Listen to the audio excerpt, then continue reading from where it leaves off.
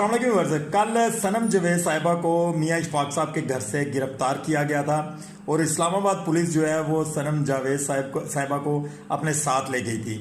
आज अदालत ने उनको बाइज्जत तौर पर बरी कर दिया और उन्होंने कहा है कि जी जुमेरात तक इनको दोबारा गिरफ्तार ना किया जाए और दोबारा उनकी पेशी है जुमेरात को। और सनम जावेद साहिबा को भी ये कहा गया है कि आपने किसी किस्म का कोई बयान नहीं देना।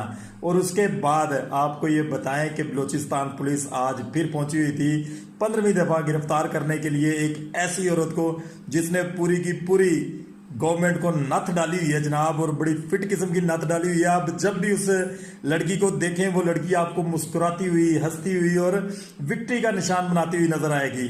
14 माह के अंदर ये हमारी जो गवर्नमेंट है, ये जो बुज़दिल गवर्नमेंट है, ये उस औरत का कुछ नहीं कर सकी, एक औरत का कुछ नहीं कर सकी। तो ये पाकिस्तान तहरीक इंसाफ